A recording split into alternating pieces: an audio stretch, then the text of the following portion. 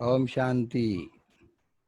वैसे अचानक ही कल हम फोन पर बात कर रहे थे, तो मधुबन से बात कर रही थी भाई के साथ। तो उन्होंने बोला कि बड़ौदा हमारे एक भाई हैं, उनसे आप बात करना और हम अनुभव सुनना चाहते हैं। तो एक क्लास अनुभव का चाहिए। तो कल फिर भाई जी का भी फोन आया बड़ौदा से, और विपुल भाई का भी फोन। विपुल भाई ने तो पहले भी मेरे को बोला था, लगभग 8-10 दिन पहले, पर फिर आपू से प्रोग्राम चल रहा था तो थोड़ा कैंसिल हो गया था। लेकिन फिर से कल आप सबके साथ मिलने का भाग्य मिला, तो बहुत अच्छा है। वैसे आप सबकी इच्छा थी अनुभव सुनने की। हमने अभी राजू भाई को बोला कि अनुभव तो सबने सुने ही होंगे, परंतु बोला नहीं, बाबा के अनुभव सुनने के हैं। तो बहुत कुछ तो सुना है, लेकिन फिर भी मैं ऐसी कोशिश करूंगी कि जो आप सब ने नहीं सुना है वो ही मैं सुनाऊं। वैसे बहुत 58 में हम बाबा के घर पे आई थी, और बाबा मम्मा ने खूब अच्छी तरह पालना दी।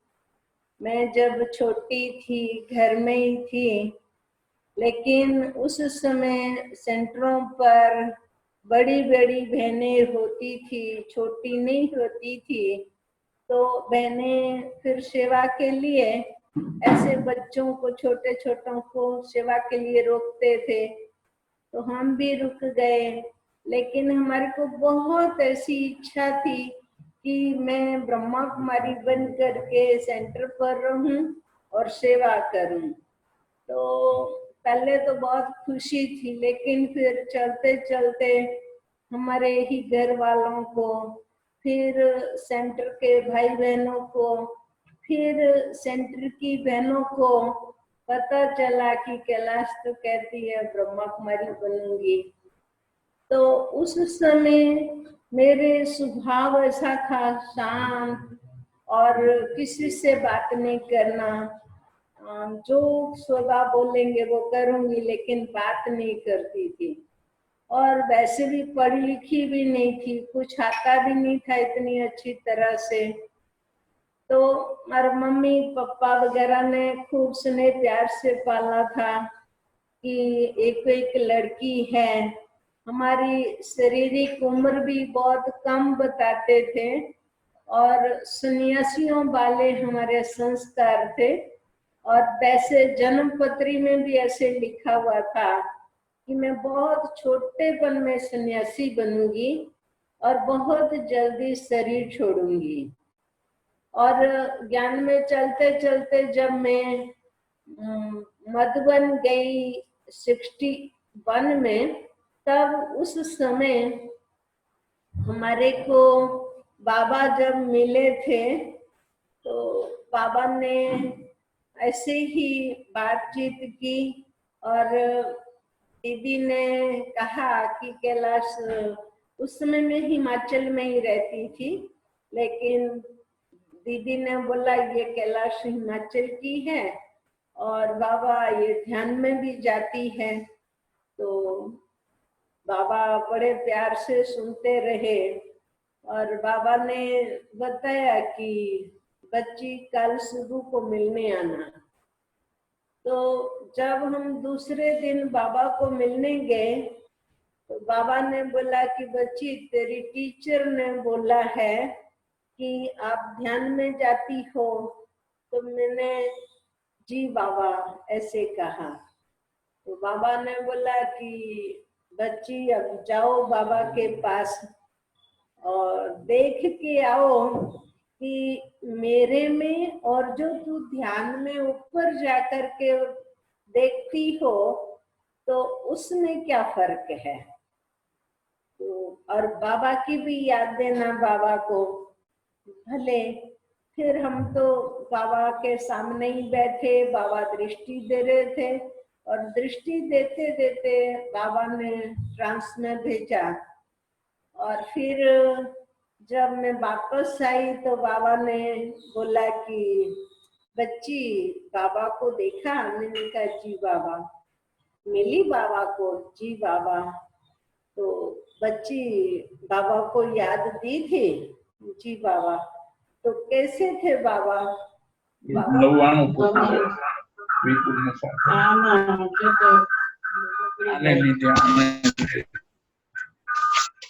हमने बाबा को ऐसे बोला ऊपर वाले बाबा बहुत अच्छे थे। तो बाबा ने बोला बच्ची मैं, तो मैंने बाबा को बोला बाबा आप इतने अच्छे नहीं हैं जितने अच्छे ऊपर वाले बाबा थे। तो बड़ी दीदी ने बोला अरे मुट्ठी क्या बोलती हो, चुप। फिर हम चुप हो गई। बाबा देख रहे थे। बाबा ने बोला कि बच्ची को इसलिए बाबा के पास भेजा है कि बच्ची का पार्ट कैसा है। बाकी बाबा के पास बहुत सारी संदेशियां हैं जिनको भेज करके मैं पूछ सकता हूँ, लेकिन ये तो जानबूझ करके बाबा ने इस बच्ची को भेजा है। तो बाबा जैसे ऐसे बोले तो फिर मेरे को बोला कि अच्छा ऊपर वाले बाबा बहुत अच्छे थे बच्ची। मैंने कहा जी बाबा। तो बच्ची ऊपर वाले बाबा ने क्या पहना था? बाबा को बोला बाबा कपड़े तो आप ही जैसे थे। तो फिर अच्छा कैसा था बाबा? बाबा को बोला बाबा ऊपर वाले बाबा से प्रकाश ही प्रकाश चारों ओर से निकल रहा था, आपसे नहीं। तो बाबा ने बोला कि बच्ची बाबा बता रहे बाबा से प्रकाश क्यों नहीं निकलता है। तो मेरे को तो इतना ज्ञान ही नहीं था, इतना ख्याल ही नहीं था कि प्रकाश निकलना चाहिए या नहीं, ये कोई बहुत समझ नहीं थी। फिर बाबा ने कहा कि बच्ची बताओ कैसे थे बाबा। तो फिर बाबा को बोला बाबा ऊपर वाले बाबा से तो बहुत प्रकाश निकलता था और लाइट ही लाइट थी। तो बाबा ने फिर ये बताया कि बच्ची देखो ये जो ऊपर वाले बाबा से लाइट निकलती है मेरे से नहीं निकलती है। तो बाबा बताते हैं कि ये जो बाबा है साकार में वो विद्यार्थी है, स्टूडेंट है, पढ़ते हैं। और पढ़ने के बाद जैसे स्कूल में भी कोई स्टूडेंट पढ़ता है तो उसका कुछ लक्ष्य होता है कि मैं डॉक्टर बनूं, इंजीनियर बनूं, वकील बनूं। ऐसे बाबा भी पुरुषार्थी है। पढ़ते पढ़ते जो ऊपर तुमने देखा है ना बाबा को, तो ऐसे बाबा बन जाएंगे। बाबा भी पुरुषार्थी है ना बच्चे। तो फिर बाबा को बोला जी बाबा। बाबा ने खूब स्नेह से सुनते रहे और फिर बाबा ने बोला बच्ची तेरा इतना अच्छा पार्ट है ध्यान का, तो आप पंजाब में क्यों रहती हो? तो बाबा को बोला कि बाबा मैं कहाँ रहूं, जहां आप बोलेंगे वहां रहूंगी। तो बाबा ने फिर मेरे को मधुबन से पंजाब से फिर ये अपने जयपुर में भेजा। और जयपुर में जब मैं गई बाबा ने बोला कि देखो बच्ची जयपुर में मना भेजने के लिए जब बाबा ने बता रहे थे तो उसके पहले ही बाबा ने बोला अभी तो बच्ची के मम्मी पापा से भी पूछना पड़े, लेकिन भले पंजाब में रहो और सेवा करो। फिर मैं कुछ समय पंजाब में भी रही थी और फिर बाबा के पास जब दूसरी बार पंजाब से मिलने गई तब बाबा ने काफी कुछ हमारे को अच्छी अच्छी बातें बताई। लेकिन जब हिमाचल से निकलने के लिए जब मैं ट्राई कर रही थी तो उस समय हमारे घर वाले और सेंटर के भाई बहन भी ऐसा कहते थे कि कैलाश बहन आप घर में रह कर के ही ज्ञान में चलो, सेंटर पर नहीं रहना। तो मैं समझती नहीं थी क्यों नहीं रहना चाहिए। एक बार हमारे को सेंटर की बहन ने भी बोला कि कैलाश आप पढ़ी लिखी नहीं हो, आप बोलती नहीं हो, आपको कुछ आता नहीं है, तो आप क्या करेंगी सेंटर पर? सेंटर पर तो बहुत सारे काम होते हैं, बहुत लोग आते हैं, कितनों से बातचीत करनी पड़ती है, तो आप क्या करेंगी? आप घर में रहो और सेंटर पर सेवा करो, पर रहना घर में। तो मुझे बहुत दुख हुआ और मैंने सोचा कि बस मैं कभी सेंटर पर नहीं रह सकूंगी। तो जब मैं बहुत अंदर ही अंदर दुखी हो रही थी, तो मैं घर पे गई और फिर घर पे जाकर के जो हम साथ में ज्ञान में चलने वाली लड़की थी, उसको बोला कि आप मेरे घर पे आओ और मैं लेटर लिखाऊंगी, वो लेटर लिखना। तो फिर वो बहन जो थी उससे हमने लेटर बाबा मम्मा को लिखाया और बाबा मम्मा को ऐसे लिखा कि मेरी 11 साल की उम्र है, मैं हिमाचल के रहने वाली हूँ, मैं पढ़ी लिखी नहीं हूँ, मैं बोलती नहीं हूँ, मुझे कुछ भी आता नहीं है, पर मुझे ब्रह्मा कुमारी बनना है। तो मैं ब्रह्मा कुमारी बन सकूंगी? तो मम्मा बाबा ने लेटर पढ़ करके उसका उत्तर दिया कि बच्ची आप योग करो, योग करेंगी ना तो बच्ची तुम ब्रह्मा कुमारी बन जाएंगी और योग से जो सफलता मिलेंगी उससे आप खूब आगे बढ़ेंगी। तो मैं बहुत खुश हो गई और दीदी तो लेटर सुना के बाहर गाँव गए थे। जब वापस आए तो मैं बहुत खुश थी और मैं बहुत खुशी से बता रही थी, मन काम सीख रही थी, कैसे झाड़ू लगाऊं, कैसे बर्तन मांजूं, कैसे सब्जी काटूं, ऐसे से मैं सब काम सीखती थी। तो दीदी ने पूछा कि कैलाश बहुत खुश दिखाई देती हो। मैंने कहा जी। बोला क्यों खुश हो? मैंने बोला मैं मना बाबा के घर में रहूंगी, ब्रह्मा कुमारी बनूंगी इसलिए। तो बोला अरे बुद्धू हो क्या? मैं दीदी को देखती रही, दीदी को मना देखते हुए दीदी ने बोला कि देखो कैलाश, बाबा का लेटर आया है, वो तो तेरे को खुश करने के लिए लिखा है, तू थोड़ी ब्रह्मा कुमारी बनेगी। तो मैं ना बहुत नाराज हो गई, बहुत अंदर ख्याल आने लगा कि बाबा मम्मा भी खाली खाली बोलते हैं। तो बहुत नाराज होकर के फिर नदी, व्यास नदी के किनारे मैं बैठी रही, बाबा को याद करती रही। फिर हमारे भाई आए बुलाने के लिए, घर पे ले गए। फिर मैं वही लड़की को बुलाया जिसको पहले बुलाया था और लेटर लिखाया था, फिर से लेटर लिखाया।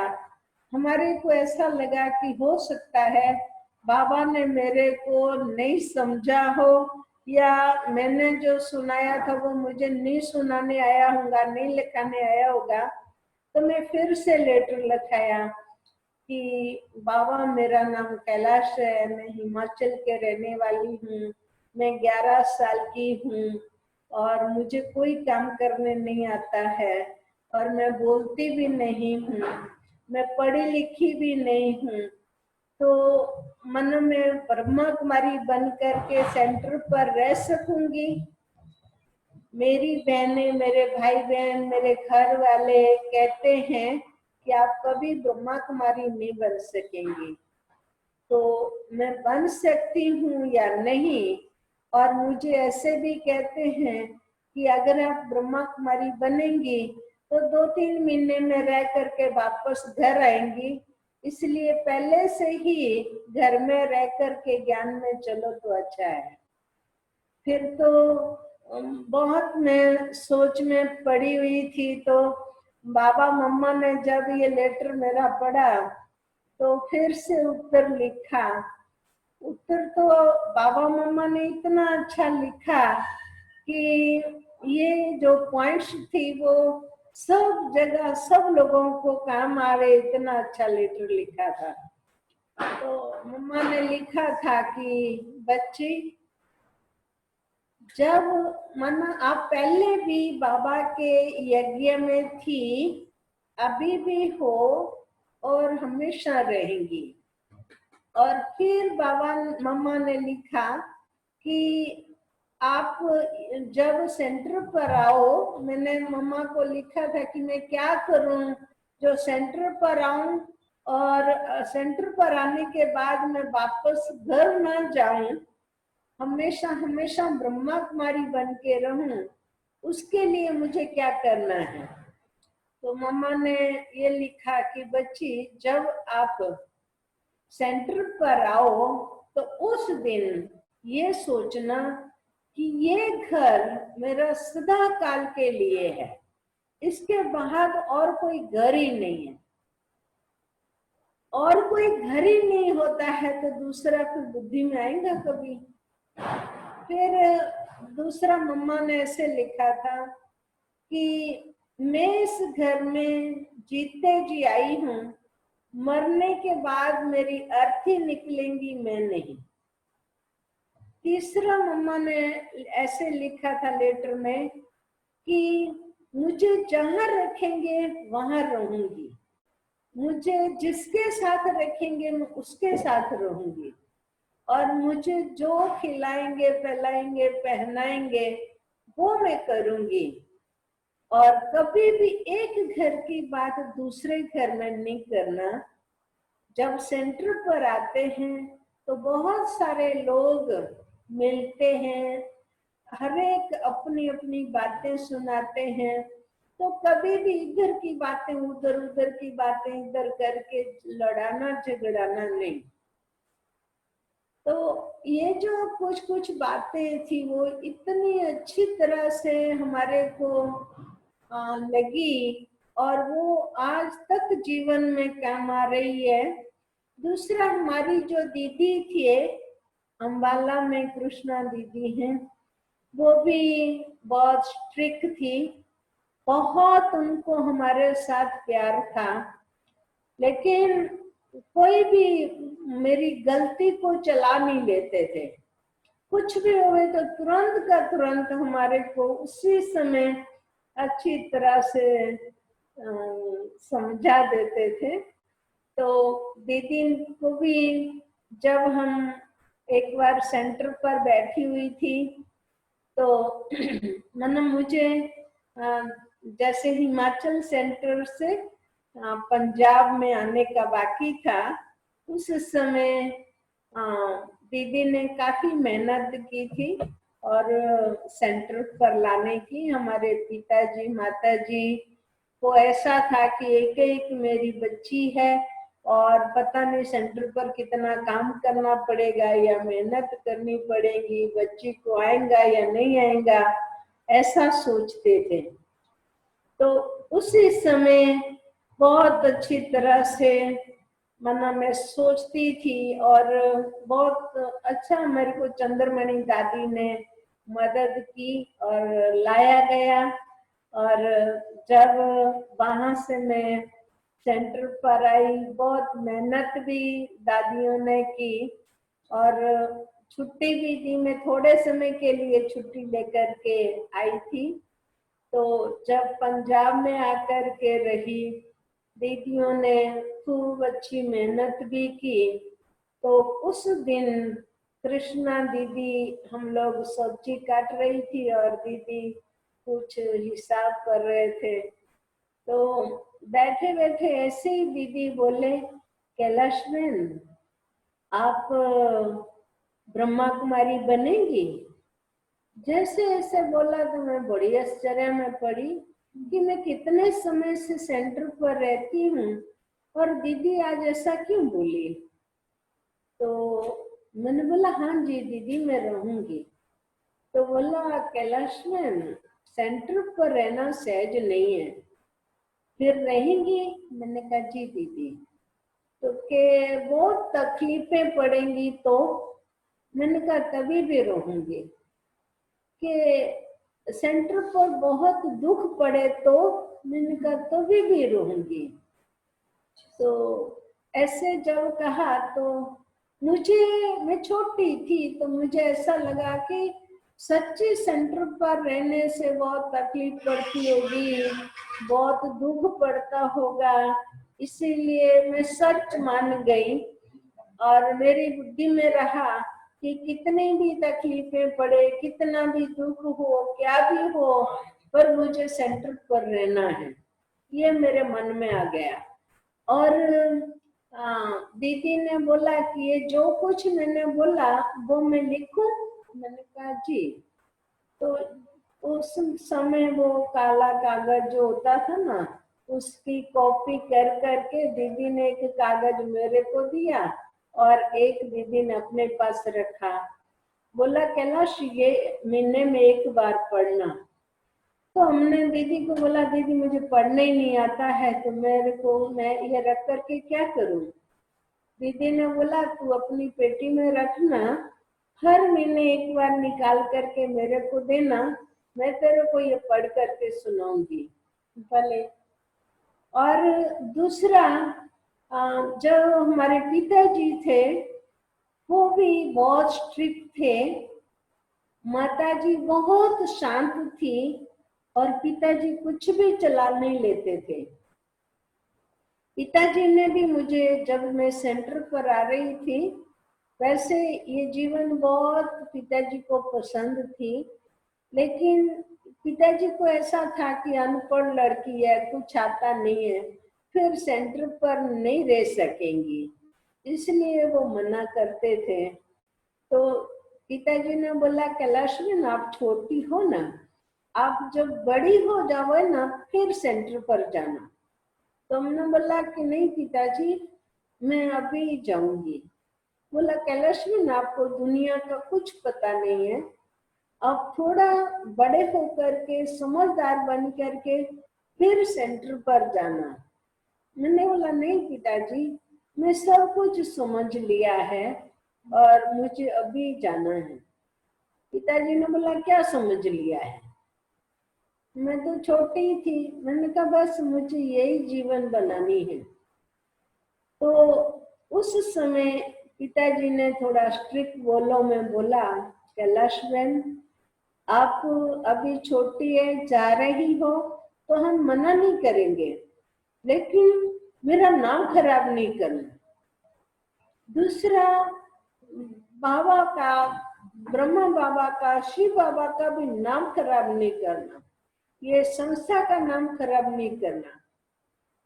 वैसे कैलाश बहन आपका हमेशा हमेशा के लिए घर है, जब चाहो आप आ सकती हो, जा सकती हो, सब रह सकती हो, लेकिन मेरा नाम खराब करके आई तो तेरे को एक गेट के अंदर भी नहीं आने दूंगा।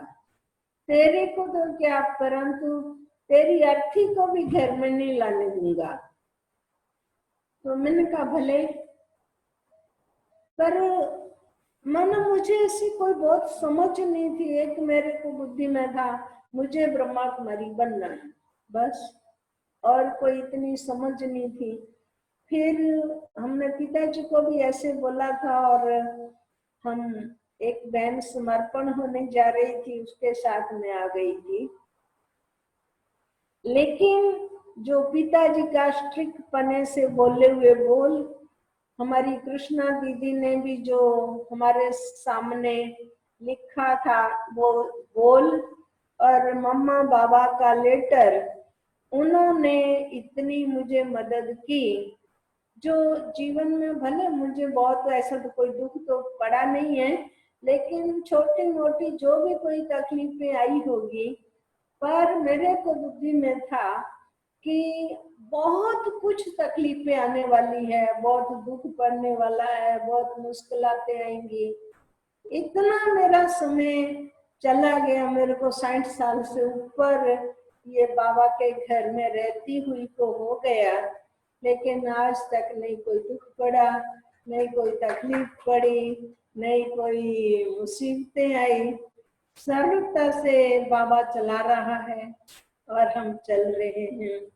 बाबा की बहुत बहुत हमें ये बाबा ने मदद की है, बहुत अच्छी तरह से बाबा जैसे हाथ पकड़ करके चलाते हैं ऐसे मैं चलती रही हूँ।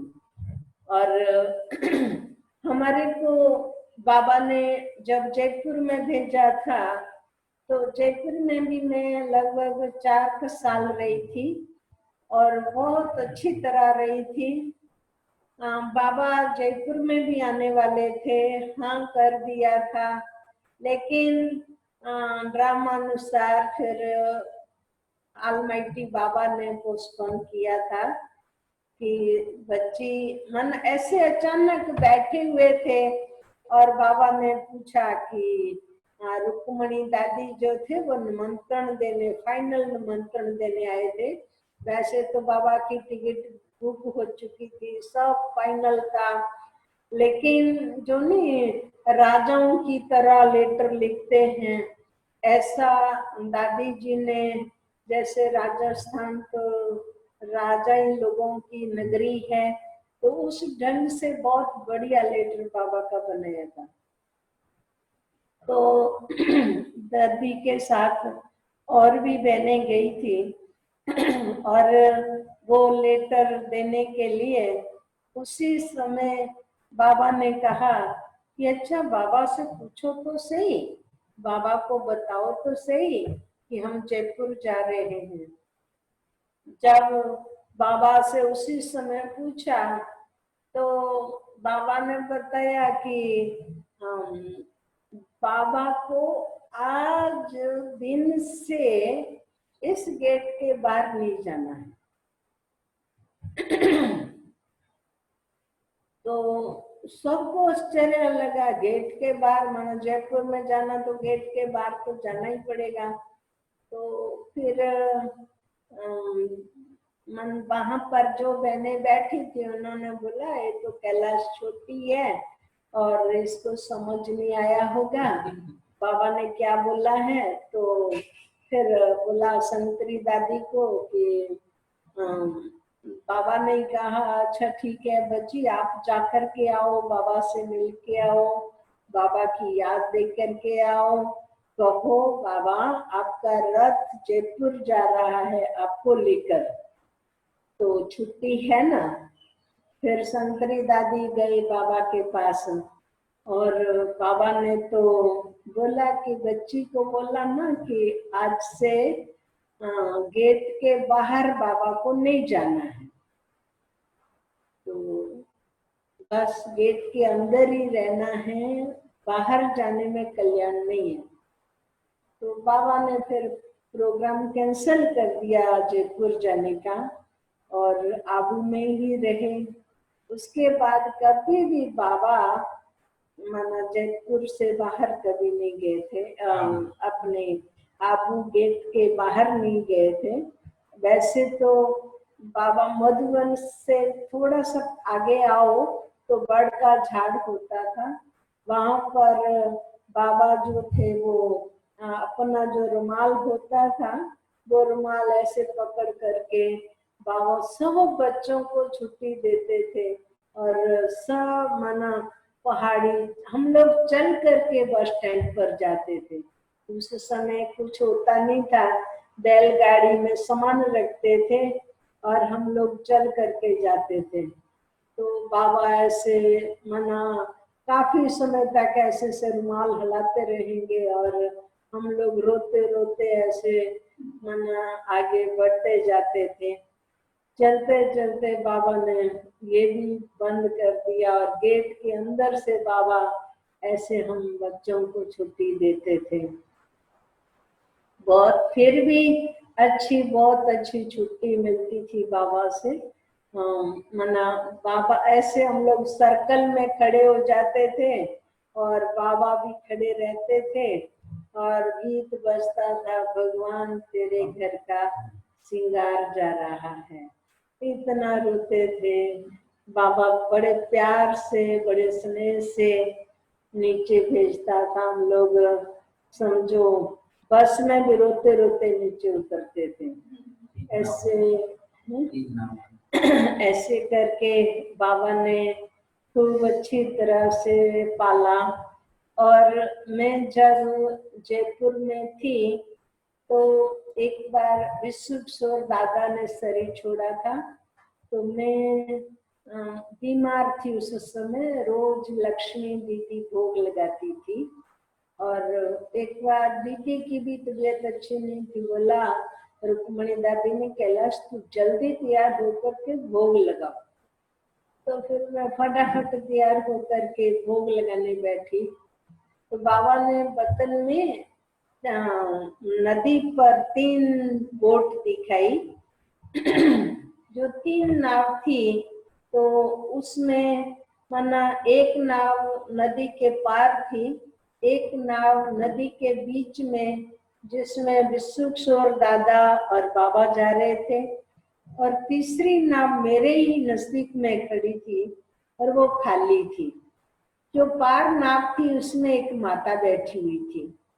तो बाबा, मानो मैं देख रही हूँ बाबा भोग खिला रहे हैं, विश्व किशोर दादा को इतना बहला रहे हैं, छोटे बच्चे की तरह लेकर के जैसे भोग खिला रहे हैं। और फिर मैं जब ये सोचने लगी कि ये नाव किसके लिए खड़ी होगी, ये खाली क्यों है, ऐसे सोचते सोचते इतने में बाबा मेरे सामने आ गए। तो बाबा ने पूछा कि बच्ची क्या सोच रही हो।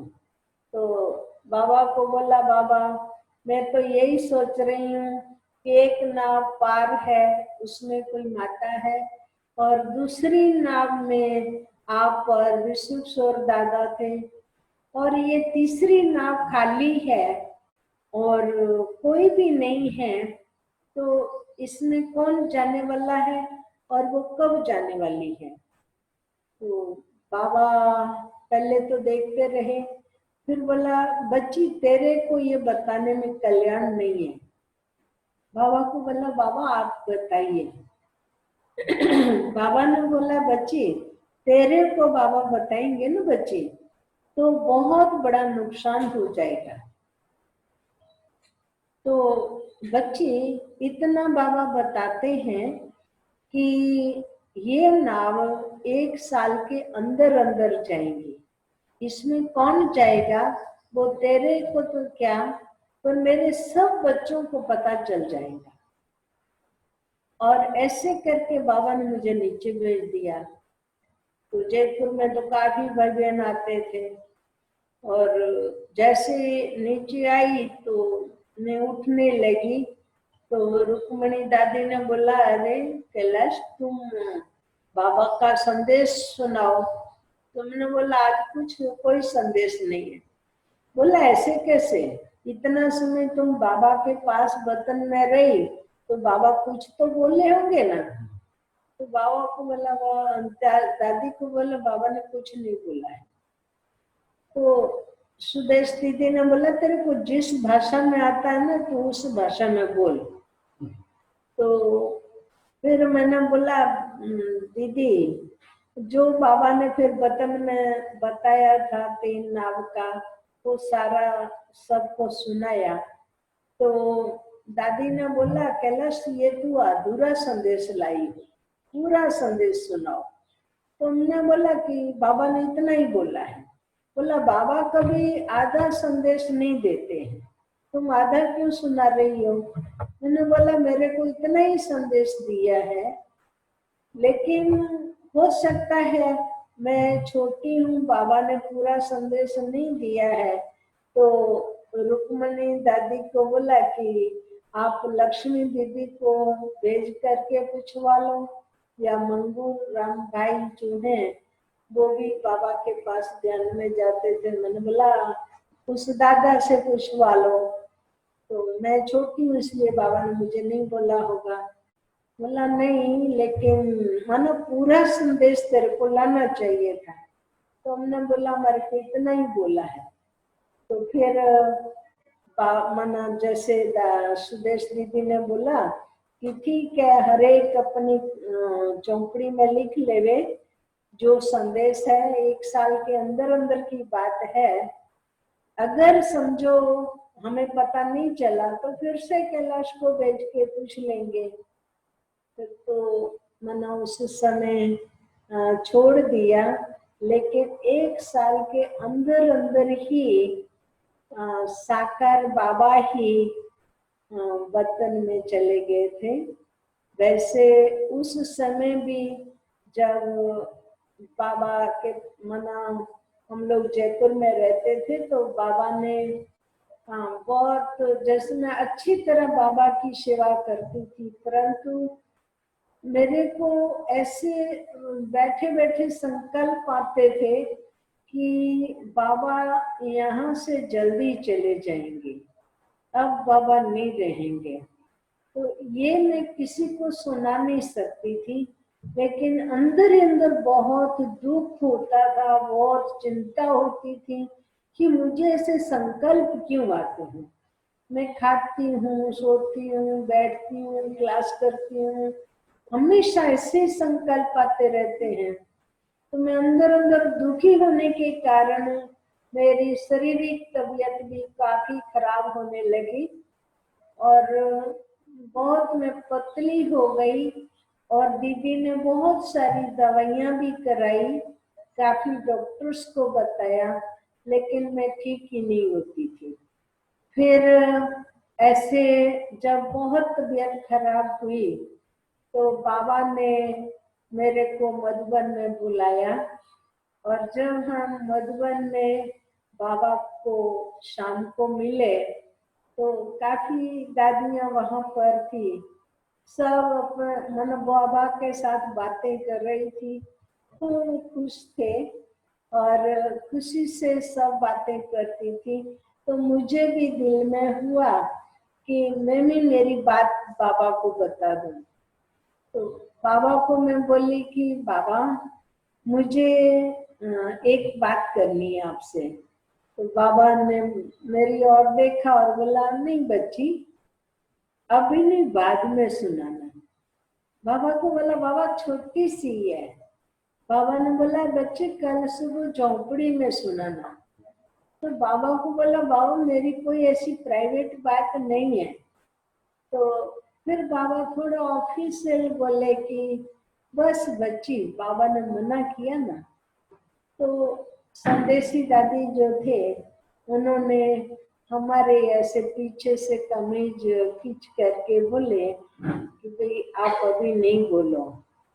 फिर मैं चुप हो गई और बाबा ने मनुष्य देखते रहे और फिर दूसरे दिन बुलाया झोंपड़ी में। जब मैं झोंपड़ी में गई और बाबा बैठे हुए थे तो बाबा ने वहां पर लच्छू दीदी और संतरी दादी भी बैठी हुई थी। तो उसी समय लच्छू दीदी को और संतरी दीदी को बाबा ने बोला कि बच्ची आप लोग भले फल साफ करके आओ, बाबा इस बच्ची से बात करते हैं। तो उस समय भी हमने बाबा को बोला कि बाबा ऐसी कोई बात नहीं, भले दीदियां बैठे। तो पर फिर बाबा कुछ भी नहीं बोले तो भी दादियां तो इशारा समझती थी ना, तो बड़े इशारे से ही दादी समझ गई होगी और सब चले गए। और मेरे को बोला बाबा ने कि अच्छा बच्ची बोलो, तेरे को क्या संकल्प चलते हैं, तू क्या सोचती हो। तो मैं वहां थोड़ी ठंडी हुई कि भाई बाबा को कैसे पता चला कि मुझे संकल्प चलते हैं। फिर बाबा ने बोलो बोलो बच्ची क्या संकल्प चलते हैं, तू क्या सोचती है। बाबा को बोला बाबा मेरे को, मैं जब बैठती हूँ, सोती हूँ, चलती हूँ, खाना बनाती हूँ, कपड़े धोऊं, कुछ भी काम करूं, मुझे यही अंदर संकल्प चलते रहते हैं कि आप मना हमारे पास बहुत थोड़ा समय है। तो बाबा ने कहा नहीं नहीं बच्ची ऐसे नहीं, स्पष्ट बोलो। बाबा को बोला बाबा आप बहुत जल्दी चले जाएंगे। बाबा ने बोला अरे बच्ची तू जो बोलना है ना स्पष्ट बोलो। बच्ची बाबा के सामने बैठी हो ना, जो संकल्प आते हैं वो स्पष्ट बोलो। फिर बाबा को बोला बाबा मुझे बार बार ये संकल्प आते हैं कि आप ये शरीर छोड़ करके चले जाएंगे। जैसे ये बोला बाबा बिल्कुल शांत शांत। फिर थोड़े समय के बाद बाबा देखते हुए बोले बच्ची बाबा बता रहे ये संकल्प क्यों आते हैं। मैंने कहा जी बाबा। तो बाबा ने बोला देखो बच्ची बाबा के पास कितने बच्चे हैं ना बच्ची। जी बाबा।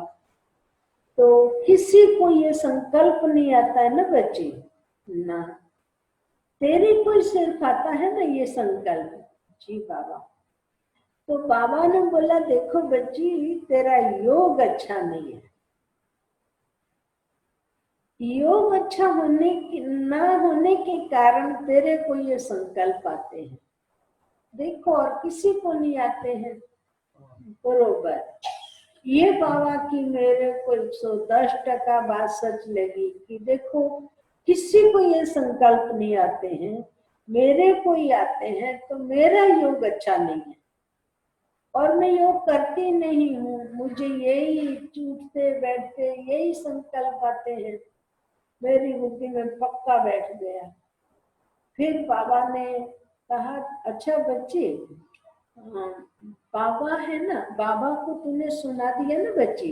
जी बाबा। तो बच्ची अभी आप 3-4 महीने ये बात किसी को भी नहीं सुनाना, किसी को भी नहीं सुनाना। मैंने कहा जी बाबा। बाबा ने बोला बच्ची तुम बाबा को याद करना। बाबा को बोला बाबा आप याद आते ही नहीं है मुझे यही संकल्प चलते रहते हैं। तो बाबा ने बोला बच्ची अब ये संकल्प नहीं आएंगे। बाबा को सुना दिया, अब किस ये संकल्प नहीं आएंगे। लेकिन अब याद करना और किसी को भी 3-4 महीने ये बात नहीं सुनाना। आप खास बाबा को याद करो तो बच्चे सब ठीक। बाबा थोड़ी ऐसे चले जाएंगे। बाबा ने तो बच्ची कहा है ना कि मैं सब बच्चों के साथ ही जाऊंगा, ऐसे थोड़ी बाबा अकेले जाएंगे।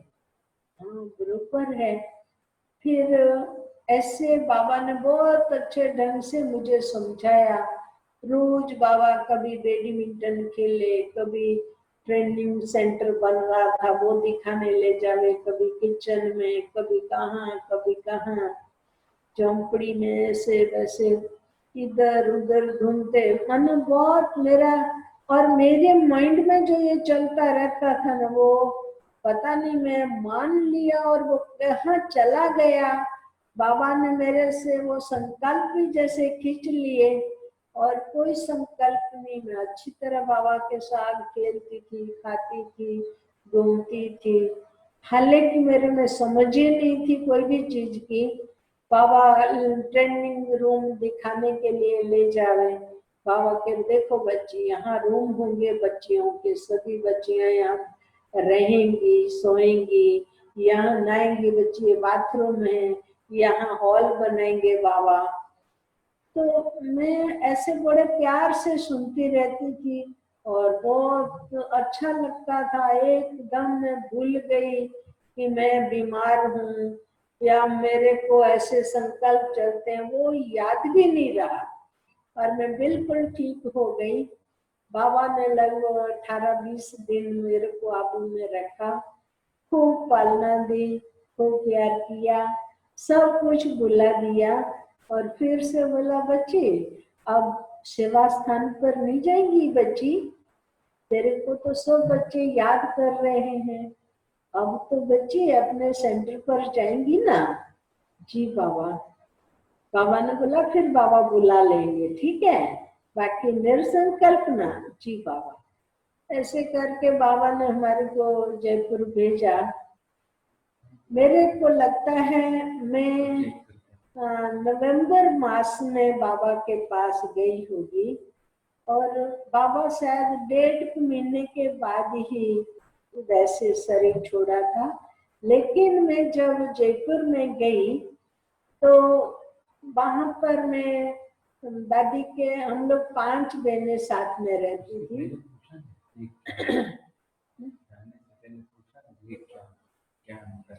फिर जब बाबा, हाँ ये मैं भूल गई, वो क्या हुआ जब बाबा को हमने बोला ना कि बाबा मुझे संकल्प आते हैं आप चले जाएंगे, तो बाबा ने बोला कि अच्छा बच्चे, ये तो सब कुछ नहीं, बच्चे अब नहीं आएंगे। लेकिन दूसरे दिन बाबा ने बुलाया और बोला अच्छा बच्चे चलो बाबा के पास, तुम बाबा को याद देना और देख के आना कि मेरे में और जो तू ध्यान में देखती है ना बाबा को, उसमें दोनों में क्या फर्क है। तो बाबा ने ऊपर भेजा। फिर जब मैं वापस आई तो बाबा ने पूछा अच्छा बच्ची ऊपर वाले बाबा कैसे थे। हमने बाबा को बोला बाबा आप ही ऊपर थे। तो बाबा ने बोला नहीं बच्ची, बाबा थोड़ी ध्यान में जाते हैं। तो बाबा को बोला बाबा आप ही ऊपर थे। बाबा ने बोला देखो बच्ची, ध्यान में तो तुम बच्चियां जाती है, बाबा तो यहाँ के यहाँ है ना बच्ची, तो ऊपर वाले बाबा कैसे थे। बाबा को बोला बाबा आप ही ऊपर थे। तो मना कुछ जरी राय जितना कुछ फर्क होगा वो तो मुझे कुछ पता नहीं चलता था, लेकिन साकार बाबा में और अव्यक्त बाप दादा में हमारे को कोई भी अंतर पता नहीं चलता था। और फिर बड़े प्यार से बाबा ने तो हमारे को भेज भी दिया, हमारे को पता ही नहीं चला कि बाबा ने हमारे को कैसे ठीक किया, कैसे हमारे संकल्प विकल्प खत्म कर दिए। और जब बाबा को शरीर छोड़ना था उससे 3 दिन पहले मुझे सपने में बाबा ही दिखाई पड़े मधुबन में, और मैं बहुत झप करके उठी, जयपुर में थी। और फिर एकदम मैं सोचा अरे ये क्या देखा, तो मैं जैसे सपना देखा और घबरा करके उठी तो रुक्मिणी दादी भी उठ गई। बोला अरे मुझे तेरे को क्या हुआ। मैंने कहा दादी मैंने सपना देखा। बोले क्या देखा सपने में। मैंने कहा मधुबन, क्योंकि ये तो अच्छा है ना।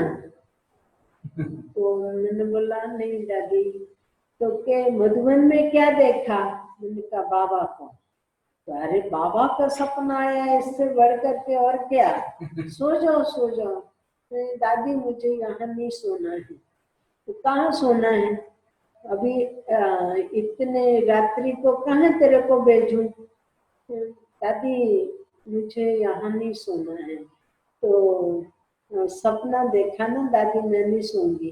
दादी ने बोला अरे उठी, अच्छा सपना देखा है, ठीक है चलो तुम मेरी ऑफिस में सो जाओ। वहाँ पाठ होती थी, दादी की ऑफिस में सो गई। और ऑफिस में ही दादी का फोन होता था। उस समय कोरियस फोन तो होते नहीं थे।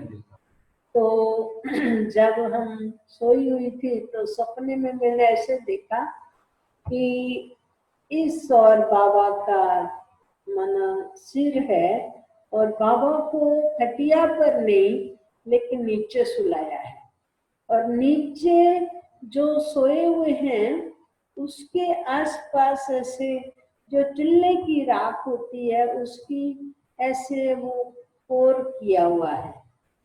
तो फिर हमने सोचा कि ये तो है ना जो मर जाते हैं तो करते हैं कि चिट्ठी उस व्यक्ति तक न पहुंचे, तो ये कौन होगा। मुंह बंद था और मैंने सफेद चादर उड़ाई हुई है, और जैसे मैं देख रही हूँ कि कौन होगा कौन होगा। तो फिर मुझे ऐसे लगा कि ये बाबा है। बाबा खटिया पर नहीं है, बाबा गद्दी पर नहीं है, और ये बाबा को नीचे सुलाया है। और मैं ऐसे सोच करके फिर मेरी नींद खुल गई, उठ गई। फिर ना मैं 3 दिन बाहर ही सोई दादी की ऑफिस में। एक जब तीसरा दिन था उस दिन हम लोग 50-55 जने साथ में होते थे जयपुर में। और उसी समय मीन्स रात्रि को वो होती थी कचहरी, और हम लोग दूध पी करके कचहरी करके फिर सोते थे। तो जब कचहरी मीन्स पूरी हुई, शुरू होनी थी, और जब आ ही रहे थे तो उसी समय फोन की रिंग बजी, तो हमने ले लिया। और मेरे को वो सपना ही याद आया कि ये शायद बाबा की फोन तो नहीं है। और सीधा फिर दादी को दिया, बोला मैंने तू बात तो कर। मैंने दादी को दिया, दादी ने बात की। तो उस समय कुमारका दादी बात कर रहे थे। दादी ने बोला कि साकारी बाबा आकारी हुए। तो ये साकारी आकारी बहुत समझ नहीं आ रहा था। फिर बोला आप कौन बोल रही है? तो कि मैं कुमारका बोल रही हूँ। तो बोला दादी आप बताओ आप क्या बोलती हो? तो फिर दादी ने बोला कि ब्रह्मा बाबा ने शरीर छोड़ा है। तो फिर दादी को, और नहीं जैसे कोई अपना चला जाता है तो गला घुट जाता है, बहुत रोने जैसा हो जाते हैं और बोल नहीं सकते अच्छी तरह। तो दादी भी उसी ढंग से बोलती होगी, तो बहुत ऐसे पता नहीं चलता था कि कुमार का दादी बोल रही है, तो मालूम नहीं पड़ा। तो फिर ऐसे सोचा कि कोई हमारे विरोधी होंगे जिन्होंने ये फोन किया है, बाबा तो जा ही नहीं सकता है। तो फिर फोन रख दिया। दादी ने बोला था जिसको आना हो भले आ जाओ, पर बाबा अभी नहीं है। तो फिर दादी ने तो फटाफट सब लोगों को बुला लिया, सब बैठे मीटिंग करने लगे। ऐसा ऐसा फोन आया, समझ नहीं आया। और उस समय डायरेक्ट फोन नहीं करते तो फोन बुक करना पड़ता था, और राबू का तो फोन भी जल्दी नहीं लगता था। फिर दादी ने बोला कि ऐसे करो, अभी कैलाश को बोलो अभी बाबा से पूछ करके आवे ये फोन सच्चा है या झूठा है। तो उन्होंने बोला दादी मैं तो खाना खा लिया, अब नहीं जाऊंगी बाबा के पास। दादी ने बोला तू नाले जल्दी जल्दी परंतु अभी बाबा के पास जा। फिर बाबा के पास भेजा दादी ने। फिर मन बैठी योग में, बाबा ने बुलाया भी सही, लेकिन ऊपर बर्तन में रात ही रात, कहीं भी रोशनी नहीं, कहीं बाबा नहीं, कहीं मम्मा नहीं, कुछ भी नहीं। फिर जब वापस आई दादी ने बोला कैलाश क्या बोला बाबा ने? तो बाबा नहीं थे बर्तन में। तो मम्मा थी, मम्मा भी नहीं थी। तो बाबा ने बोला क्या? तो दादी नहीं बाबा है, नहीं मम्मा है, नहीं बर्तन है। अरे बर्तन कहाँ चला जाएगा कैलाश, तुम ढंग से बात करो। दादी आज बर्तन नहीं है। बोला बर्तन तो होता है ना। मैंने कहा दादी बर्तन में आज रात है, और मना एकदम अंधेरा ही अंधेरा है, नहीं बाबा मिले नहीं मम्मा मिली, और मैं वापस आई।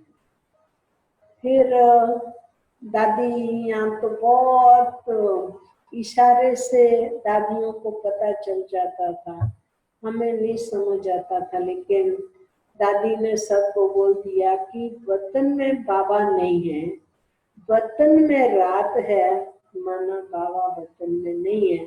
तो बाबा माना जैसे कुमार का दादी ने बोला कि बाबा ने शरीर छोड़ दिया है, इसीलिए वतन में अंधेरा होगा। जिसको भी जाना है वो सब चलेगा मना आबू में। तो सब लोग तैयार होने लगे। हम दो बहनों को सेंटर पर रखा, हम छोटी छोटी थी, और दोनों को रखा और एक दादा को हमारे पर ध्यान रखने के लिए उस दादा को रखा कि ये बच्चियों का ध्यान रखना दादा आप। तो भले, पर उसी समय हम लोगों ने जयपुर में भोग लगाना शुरू किया था दोपहर को। तो जब दूसरे दिन हम भोग लगाने लगी तो बाबा के पास भोग लेकर के गए, तो बाबा ने बहुत प्यार किया लेकिन खाना नहीं खाया। बाबा को बोला बाबा आप खाना खा लो। बाबा ने बोला जब तक मेरे बच्चे खाना नहीं खाएंगे तब तक बाबा भी खाना नहीं खाएंगे। पहले बच्चे खाएंगे फिर बाबा खाएंगे। तो माना बाबा ने बर्तन में खाना नहीं खाया और वापस भेजा, तो हमने नीचे दादा को सुनाया बाबा ने खाना नहीं खाया, तो हम लोग कोई नहीं खाना खाएंगे। उन दो जनी थी, तो फिर नहीं बेटा खाना खा लो, आप लोग खाना खा लो।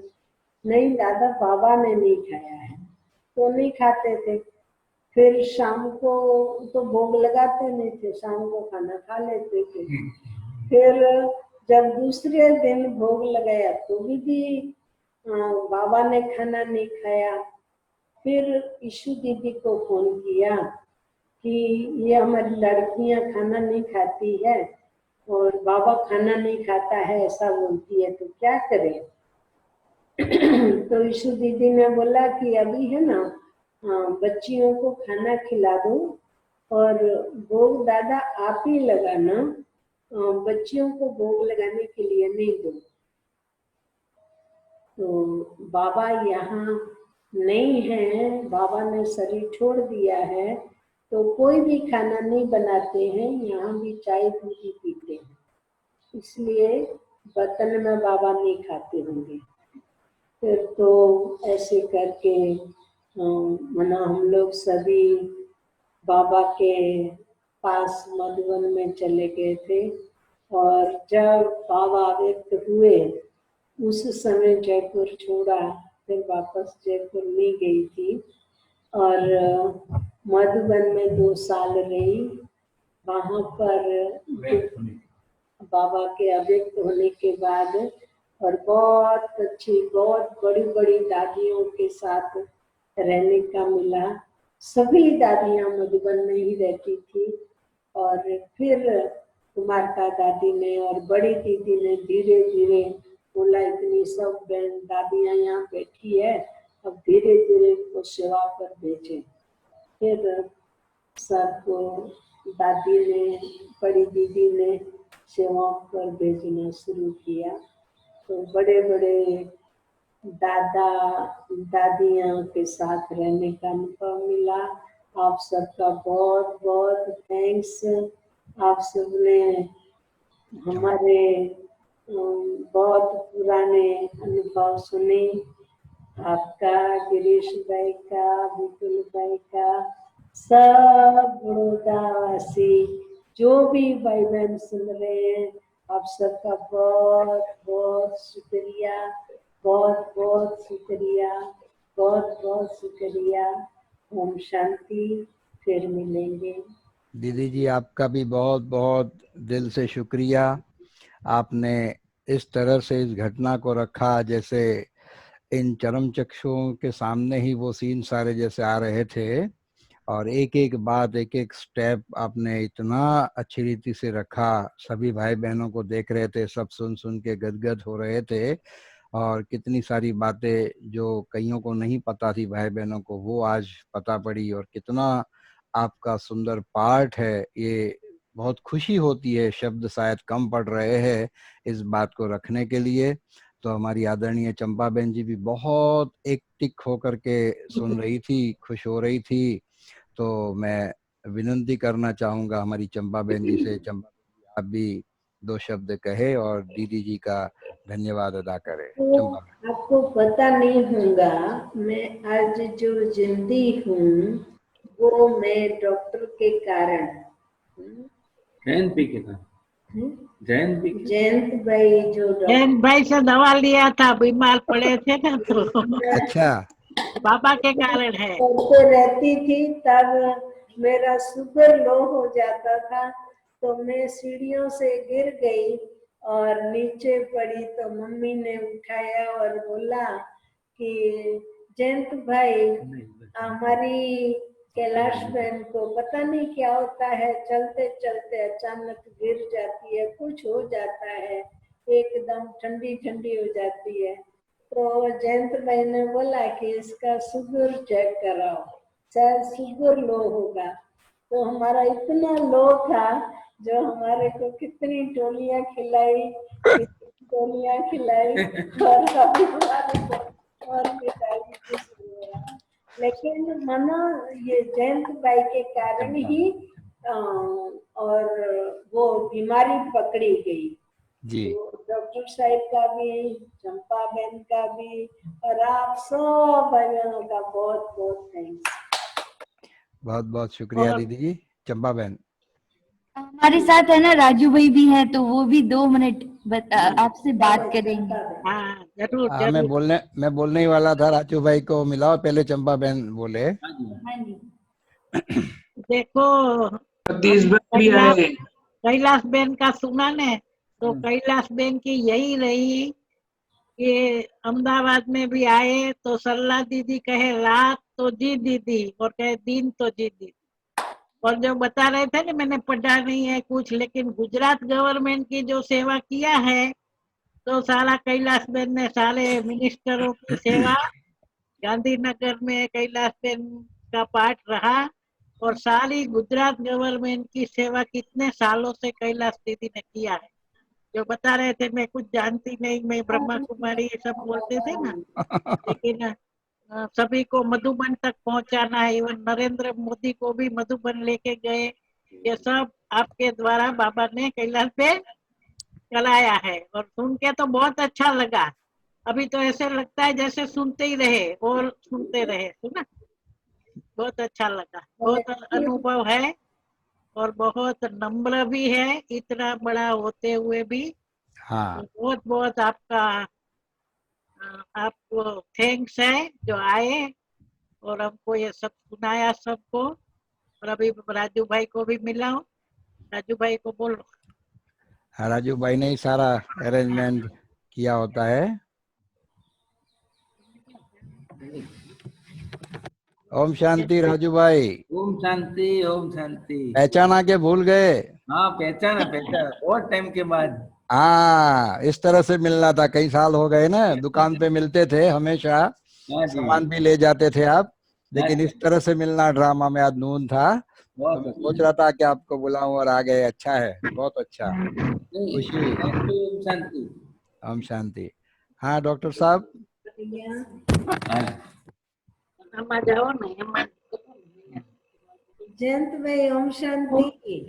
ओम शांति, ओम शांति। आपका पेशेंट ठीक है? हाँ, आज आपको सबसे ज्यादा भाई बहन आए हैं आज। मैक्सिमम टोटल हमारा ये कॉन्फ्रेंस फुल हो गई आज, अभी तक नहीं हुई थी, आज फुल 100% हो गई। अच्छा, अब ऐड नहीं कर सकते, इतना फुल हो गई। कईयों के खाली फोन आए। देखो, ये भी बाबा का वंडर है, जो बाबा ने ऐसा अच्छा प्रोग्राम कर दिया।